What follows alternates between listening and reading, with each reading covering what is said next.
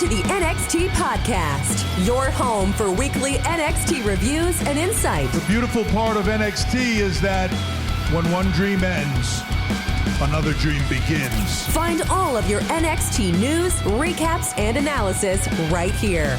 So with that being said, we only have one question for you. Are you ready? We thought so. Let's get the show started right now.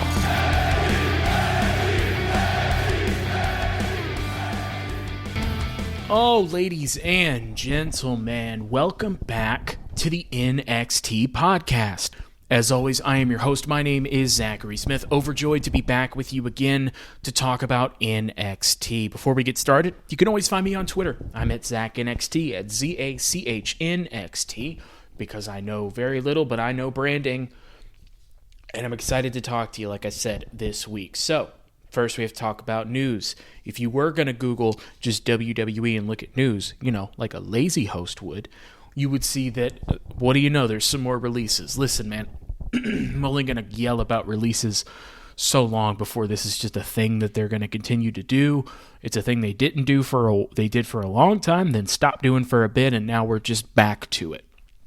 So, amongst others, Fandango and Tyler Breeze got released. Ever Rise, Arya Daivari, Tony Nese, August Gray, Marina Shafir, the Bollywood Boys, Killian Dane, Arturo Ruas, Kurt Stallion. A bunch of people got released. Again, I don't want to keep making the same point, but maybe we should hire different writers or different decision makers if we can't find something to do with all these people that we signed. So that's cool. You'd also see John Cena on returning to WWE. Those rumors are true. He tells Jimmy Fallon he'll return to WWE, but he doesn't know when. He hasn't had his last match. That makes sense. It still sells that match with The Fiend that it was a big deal. He was gone for a long time. And then I don't really know what you do after that, after you've won all of the titles multiple times and you've gone out there with dudes that are new to WWE, I don't know what you do with John Cena now. You could certainly do a going to break or tie Ric Flair's record. You could do that. That's fine. But I guess I just don't really know if they know what they want to do, kind of thing. So that'll be exciting. I'm sure he'll be back. He'll want to work with young talent the way he did previously, and he put over Bray Wyatt for everything they did to The Fiend after that. That was a great spot for him to be in at WrestleMania, and John Cena helped that a lot. But that's most of what's going on in the news. The John Cena kind of fantasy booking, and then all of the releases. Truthfully, the reason for these releases is because this is a bunch of people that they don't use and don't have ideas for. And these people were not main event wrestlers. They were good hands in WWE parlance or wrestling parlance. And you could put Tyler Breeze and Fandango in a segment and they could make it hilarious. You could put Killian Dane in as a monster, or you could have him in a silly tag team with Drake Maverick, and he can do either one. The point being with all that is that these people are often very, very talented, and it's the reason that you don't see them on a lot of segments is not because of anything that they are doing or not doing. WWE isn't the kind of company where you're just going to get by on your natural abilities and fit into a slot. You have to do it the way that they want it to be done. Otherwise, it's done the incorrect way, and you don't have it, or you didn't make the most of your TV time, so on and so forth. They say a lot of stuff like that, like they just didn't connect with the audience, and a lot of times what that ends up meaning is not so much that they didn't connect with the audience, although that does happen, it's they didn't connect with me or Vince or the writers we assigned to them or anything like that. So you take these people on the independents who are very good promos and very good wrestlers, and you bring them in day one, you're showing them tumbles again. You're having an advanced class for people that have wrestled for very many years, so you change their style of wrestling, and there's no more top-of-your-head promo. It's scripted, and chances are they're going to get mad at you if you don't use their genius works of art. So you're kind of put in a position where only some people are going to do well in that system. It would be like drafting a player and knowing that your system caters more to their weaknesses and refusing to change your system. You just keep changing out the player every time, when maybe the system is more the issue than the players ever were, it kind of seems like. So to start NXT, we have a recap of last week, specifically William Regal almost retiring. Remember, he was losing control of the locker room in his opinion, and he couldn't go on being the leader if it was going to be such chaos. And his original idea was to have Samoa Joe replace him. Probably the only person off the top of my head that I could have thought of that you could have brought back, and everybody would have been so excited that they wouldn't have been sad that William Regal was leaving, and that's a huge deal. William Regal turns down that offer, basically offers to be Regal's enforcer to ensure that Regal gets the respect that he deserves. And the rules are simply that Joe can attack when provoked. So last week, Adam Cole and Kyle O'Reilly are in a fight. Samoa Joe tries to break it up. Adam Cole shoves Samoa Joe, so he chokes out Adam Cole. Makes sense. He also has a little bit of beef with Johnny Gargano. There's something going on with Pete Dunne, and most of all, Karrion Kross. They've had, with this week, a couple of stare downs now. So Samoa Joe gets to come back to WWE, come back to NXT, which is where his character was taken the most seriously anyway. Just a smaller stage he's doing it on, and he gets to not wrestle every night so that there's not as much of a risk of injury. Kind of works out perfect. I hope that Samoa Joe is fulfilled in this role. I really do, because it takes all of the stuff that he does best and takes away the one thing that he doesn't do well, which is not get injured. And so this is kind of perfect. So tonight, Adam Cole and Kyle O'Reilly are going to face their hand-picked opponents. We already know that Kyle O'Reilly's chosen Kushida for his opponent because he wants to fight the best. I was operating under the assumption that Adam Cole was going to pick like whatever the version of Leon Ruff is now that Johnny Gargano did when he was North American champion. That's what I thought we were doing. It's actually much simpler than that and better. Adam Cole's out first. He is dressed to wrestle, so we're doing his match early. It's only at this point I realized that he has a new theme, which makes a lot of sense. I like it. It's a little bit like if the NWO theme did like uppers.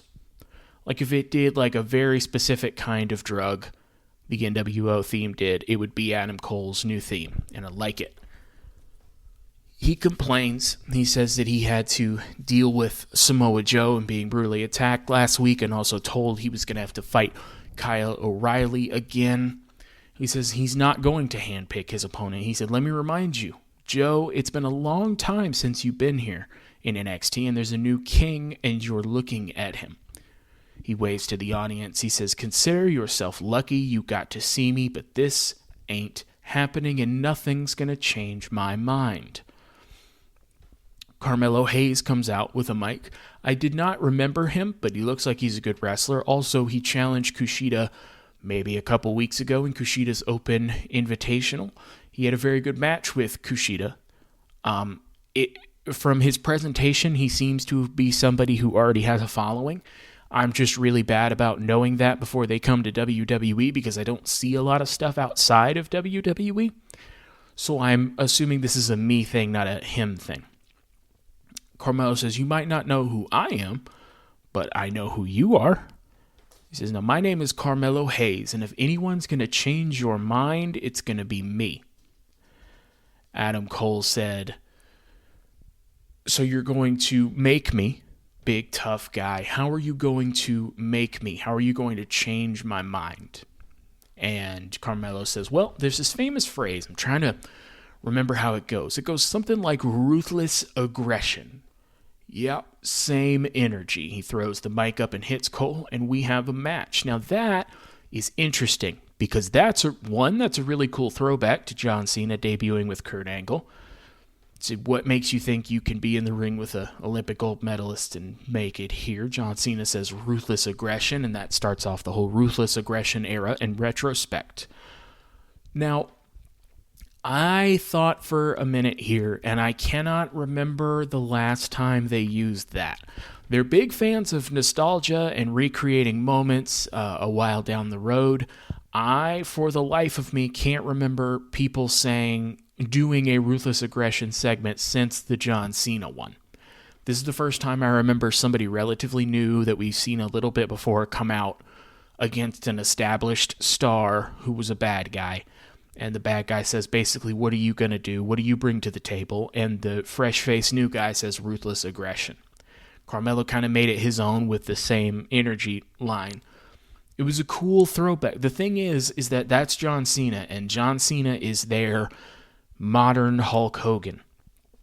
Whatever you think of Hulk Hogan, whatever you think of John Cena, that's what John Cena was. He was the big superhero who was always a good guy and won a bunch of championships and always lost them and got them back from the evil bad guy. He was the modern day Hulk Hogan. And the Ruthless Aggression thing is a thing that they like to play a lot because they named a whole era after it. They really wanted John Cena to be the guy, and he stepped up to that. Point being, it's a big deal if you're going to let a new talent to WWE use the Ruthless Aggression line and the setup. That's kind of a big deal. That's a bigger deal than if he had just come out and cut a promo, because you know how WWE feels about that. So Adam Cole wins, but they have a match that is longer than you would think it would have been, and it was a lot of fun. Carmelo Hayes could be really good. I don't know if Adam Cole likes Carmelo Hayes, but he certainly made him look great here, and Carmelo Hayes has had 2 really excellent matches back-to-back, and while that was with Kushida and Adam Cole, you still got to bring something on your side of the table. And he's done that twice in a row now, and so that's good. That's a good sign from him. And he's held his own with Kushida and now with Adam Cole, the Cruiserweight champion and a former NXT champion. It's a pretty big deal the way they present people. Like, contrast that to Zoe Stark, who they put in there and just told you she was a star. Whereas they're kind of more subtly doing it with Carmelo Hayes. They're doing it differently. Carmelo Hayes could be really good. He looks the part. He's got it. He's good at promos, I think, and he's really good at wrestling. There's a video package for LA Knight at his very nice house with the $1 million title belt.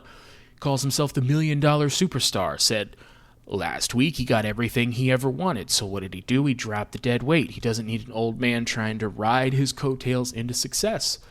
And then Cameron Grimes comes out and attacks him. And he says, you said you were worried about the title and the money, but really you only cared about the old man. And isn't that sweet? Again, this presentation of LA Knight is really good. Him just cutting an NXT-style promo wasn't working. His way of talking and doing a promo doesn't fit with that.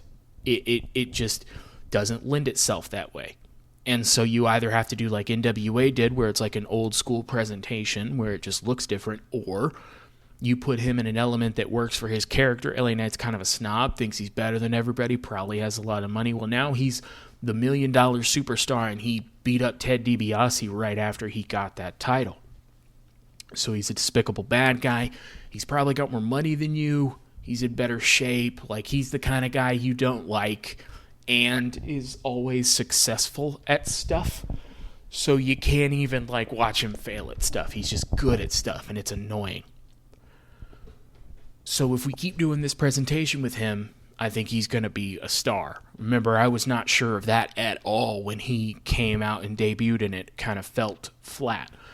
Now, he's like a real character, like a real wrestling character, and he's thriving in it. And if we can keep him here, I think he can do a lot. I think it's going to be great.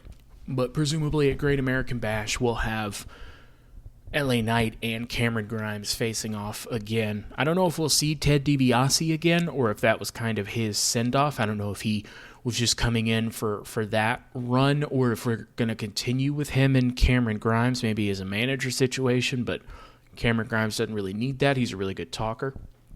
So Cameron Grimes is already set in stone. LA Knight is still becoming what I think he will be on NXT in the main roster. And we have Ted DiBiase as the catalyst to kind of help it along. I like it. We cut from that to Johnny Gargano and Austin Theory in the ring. Johnny says there's new management in town, which means we need a new face of this brand. We need a new NXT champion. There's a few problems here. We don't have new management in town. Joe's not the general manager. He's an enforcer. He said we don't need these big, mean-looking doomsday guys. We need the handsome, hard-working, headband-wearing, respectable family man. We need me. He said in the 57 days that I was NXT champion, this place thrived and it was the best it's ever been. He said, and at TakeOver, I proved that Karrion Kross is not on my level. I outclassed him every time we were in the ring together. So first, that's probably just not true. And also, that's great for a bad guy to lose, or rather not to lose, he just didn't win, and to have the lesson that you take away from that be that Karrion Kross proved that you are better because you outclassed him. That is sincerely a fantastic delusional bad guy move to be like, yeah, I didn't win, but also I think I proved that I'm much better than him and should get a one-on-one title shot, even though I just lost a title shot. That's always great bad guy stuff. It works every single time. He said, everyone knows I can out-wrestle that man on my worst day. Now, that's a fine line and everything. This is a weird gimmick for him that he's been doing now, where like his point of contention with Karrion Kross is that he's a better wrestler. And like that can work as motivation for a feud if they're both wrestlers, but you're essentially presenting it as Johnny saying like, I'm a real wrestler and Karrion Kross is just playing one. And like I see his fictional point, he is a better like just worker than Karrion Kross, I suppose. Not I suppose he is, but that's not necessarily important. Also, it kind of creates a problem because if you keep saying you can out-wrestle this man on your best day, you keep getting wiped out by him, and like you had a championship match and he was one of the competitors and you weren't able to win. Like you didn't lose, Kyle O'Reilly lost, but you didn't win either. And it's just a weird lane to be the I'm a better wrestler than you guy. Like, part of the AJ Styles John Cena feud was based on AJ Styles simply saying that I'm a better wrestler than you. I forget which of their matches, but in one of their matches, John Cena was a little bit slow on everything in the context of the match, like in the story. And at one point, AJ runs around John Cena and says, I'm running circles around you, John. And that said everything he needed to say. AJ Styles was a better technical wrestler. AJ Styles knew it, and AJ thought that would carry him. And I don't think he won that match, but I don't remember. But point being, you can be the I'm the better wrestler guy if that's a part of your in-ring presentation. You could be very cocky. You could say you're not on my level. You can't hang with me, so on and so forth. You can do all that in the context of your matches, but if you're just, I'm better than you at wrestling holds guy, at a certain point, you're not going to outclass him every time you see him because he keeps beating you up. And like that works for like a shut up nerd, this monster's going to kill you kind of way. But I don't know, man. Johnny's the bad guy, but he's like a beloved NXT figure, one of the best in-ring wrestlers they've ever had. It's just an odd lane. Before we can get too far, though, we're interrupted by Pete Dunne and Oney Lorcan. Pete Dunne says, you must be mad if you think you're number one contender over me. This doesn't... Okay, so like technically, they've both had title shots and lost, so neither of them should be number one contender, but that's nerdy wrestling stuff. Who cares? If I'm going to do like logical stuff with WWE, we're going to be here all day, and we don't have time for this, you know? We don't. We have busy adult stuff to do, or if we're not adults yet, we have busy teenager or kids stuff to do, and that's important also for us to get that done. So they've both had chances. They haven't won. Fine, it's going to be one of them. Johnny basically says we're not going to let them provoke us into a fight. He said this is This is the new way we're doing things. We're law-abiding citizens. He said, if you're looking for a fight, you won't get one from us. I'm going to put the mic down gently now. He does, in fact, put the mic down gently. He and Austin Theory walk out with their hands up. Austin Theory takes a second on the ring apron to point at his eyes, say, I'm watching you, and go to point at Pete Dunne. And of course, Pete Dunne snaps his finger. That always looks like it hurts so much. I can feel it when he does it. And Austin sells the hell out of it. They're all very upset that Pete Dunne could possibly do that. So, earlier today, Cameron Grimes arrives at the building. He's dapping a few people up. Basically, the point here being that Ted DiBiase is okay. So, thankfully, LA Knight didn't kill him in that segment. In the back, Johnny and Austin Theory are now in Regal's office pleading their case. Johnny says, I brought you something, and pulls a pencil out of his pocket because last time he was in Regal's office, he was going to break something. Regal said, don't think about it, and he grabbed a pencil off of his desk and broke it. Love that they called it back, and he just had a replacement pencil. That's fantastic. Johnny says, there needs to be consequences. Regal said, there do. He said, good. Do you want to have Joe slam him or throw him through a wall or both? Or he starts to stand up. Johnny says, oh, you're serious. I like it. He's like, you going to stomp him? You going to brass knuckle him? He says, no, not going to do that either. He says, tonight, you two are going to face Pete Dunne and Oney Lorcan next. Johnny says, I don't even have my gear on. And Regal says, you're wasting valuable time. Next, we have Io Shirai tagging with Zoe Stark against Aaliyah and the one who is with Aaliyah, but I never remember her name. Apparently, there was something earlier where they were going to team up, and I guess Io Shirai said, I respect you, Zoe Stark, but I don't like you. I don't know, man. I don't know what that is. Candice LeRae and Indy Hartwell, your women's tag team champions, come out to scout potential opponents during this match. Zoe Stark hits a suplex, and then Io Shirai hits the moonsault, and they pick up the win. I mean, I guess you could do Io Shirai and Zoe Stark as a tag team. I guess if you're not gonna do a rematch with Io and Raquel right away, Io needs something to do, and there's not like a mid-card women's belt, so you're just kind of gonna put her in a tag team for right now. Maybe this spins off into something with Zoe Stark. This is an important point at which I should remind you that Zoe Stark is a star, because they keep telling me that. And again, this is nothing against Zoe Stark, the like actual person, but the character is a few things. I don't know if I would say like a star is one of them, like an enhancement talent with their own theme music. Certainly, absolutely, that's true. But that's still just like an enhancement talent with theme music. It's not like a star. At a certain point, you have to stop telling me somebody is a star and present them like a star. Like Io Shirai wasn't a star because you kept saying she was a star. Io Shirai was a star because she was a star, and then she became a star, you know? I know I said star a lot of times there, but I think if you go back, we both know that they all fit exactly right and made sense, and you knew what I meant for all of them.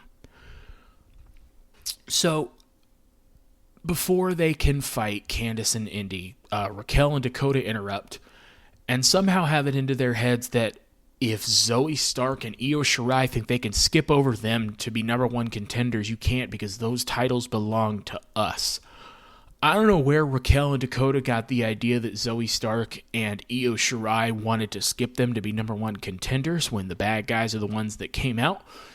Listen, I'm not trying to do wrestling logic nerd over here, but like you could make your like terribly presented women's division like at least like respectable, like writing wise. Like don't make all of these very talented women do this dumb story where they just have to be fighting, and so we don't even like put a little bit of work into why they're fighting.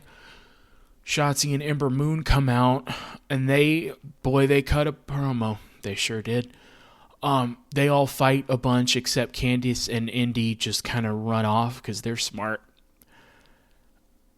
And so Pete Dunne and Oney Lorcan versus Johnny Gargano and Austin Theory. That's now. Gargano eventually takes out Pete Dunne, runs back in, hits the one final beat. That's that springboard, like on the ropes DDT. and he beats Lorcan because that's why Oney Lorcan was there, and they pick up the win. They got a lot of time, too. That was a fun match. All four of these guys are really, really good to really, really great in the ring, and so you put them together, you were probably going to get at least a good match, and you got a really good one. Pete Dunne and Johnny Gargano work really well together. Surprise, surprise. And Oney Lorcan looked great with everybody in there. So did Austin Theory. So you're kind of presenting all four guys. That's good. So Gargano's celebrating. He's on the end of the ramp by the ring, and Karrion Kross runs out, clubs Gargano in the back of the head, and stares him down. Scarlett's at the other end of the entrance ramp.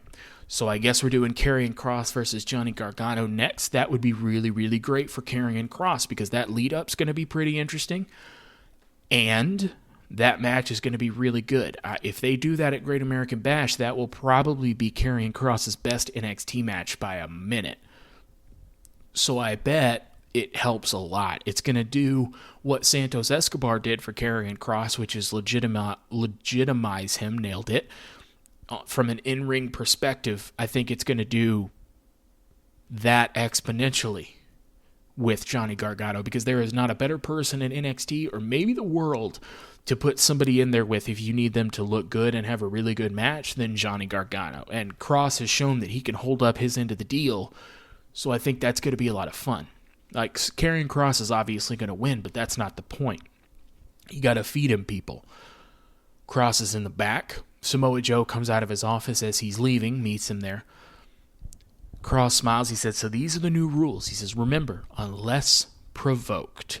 Joe throws his hands up, says, but of course, champ, and gestures for him to walk by him. Dude, when Joe finally gets to actually fight someone, it's going to be so great. Like if Karrion Kross eventually accidentally hits him and he gets to fight Karrion Kross for a second, that's going to be so fantastic. He walks a couple steps, and then there's a stare down between Samoa Joe and Scarlett, and Joe turns right around into Pete Dunne, and they have a stare-off. They are both really good at stare-offs, so I can't tell you who won the stare-off. Joe's looked more intense, I guess, but Pete Dunne looked ready to fight too. I think that was a draw, stare-down-wise, slight advantage to Joe. I don't think we're going to do anything with all of these setups, like the Adam Cole, then Johnny Gargano, then Karrion Kross. Like, I don't think he's going to have matches with all these people, but I think he's going to have brawls with people, and I think that's going to be fun. And Pete Dunne and Johnny Gargano and Adam Cole and Karrion Kross are the people that I'd want to see Samoa Joe in there with. So I'm good with this role. Again, I hope that he is as well, but this is a really good way to use him. So the point of that Weird Women segment earlier was that next week there's a triple threat tag team match, and the winners become the number one contenders for the women's tag titles.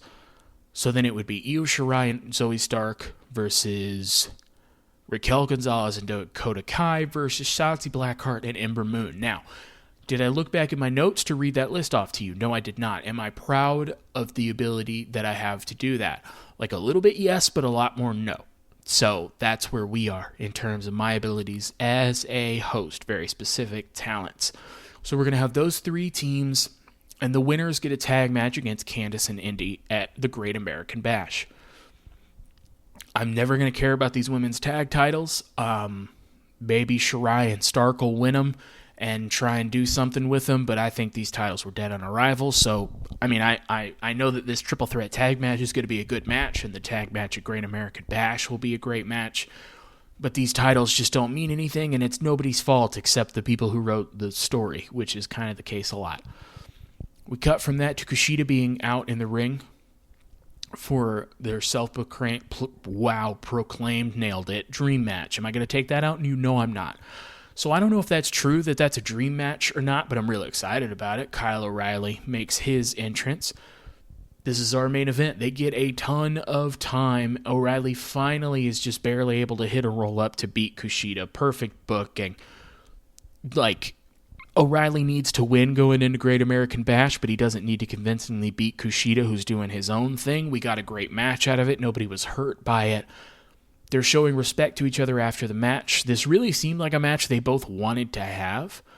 They're hugging, and O'Reilly throws Kushida aside because Adam Cole is in the ring, and they brawl. Now, Kushida's still in the ring. He's attacked by someone in a black hoodie and black pants with the hood all the way up. The guy attacking him is Roderick Strong with two other dudes, again, on all black. I heard them say Tyler Rust is one of the other dudes. I did not hear them say who the dude next to them was. Don't know him. And Malcolm Bivens is randomly here. He's not with that tag team, one of which probably got fired for leaking spoilers or whatever he did. So I guess they are finally going to do something with Malcolm Bivens, so that's good. Malcolm Bivens yells, "This is Diamond Mine." So Roderick Strong, Tyler Rust, Malcolm Bivens, and somebody else whose name I don't know is Diamond Mine. I mean, I'm glad that Kyle O'Reilly's getting something to do, and he's not just lost in the shuffle. Malcolm Bivens is a great mouthpiece and a great personality for WWE overall. He kind of makes everything he touches better. I don't know a lot about Tyler Rust. Maybe this will give him a chance to kind of progress. And the other dude, I'm going to assume is a newer person. I don't know. I haven't seen him before. It doesn't mean anything. But that's it for the show. Let me know what you thought. Who do you think are going to get a shot at those women's tag titles? Do you think it is Gargano Cross? How are we going to set that up? Who do you think Samoa Joe is going to have like a real fight with first? You can let me know over on Twitter. I'm at ZachNXT, at ZACHNXT. Hit me up over there. Otherwise, I have been Zachary Smith. You have been fantastic as always, and thank you for listening.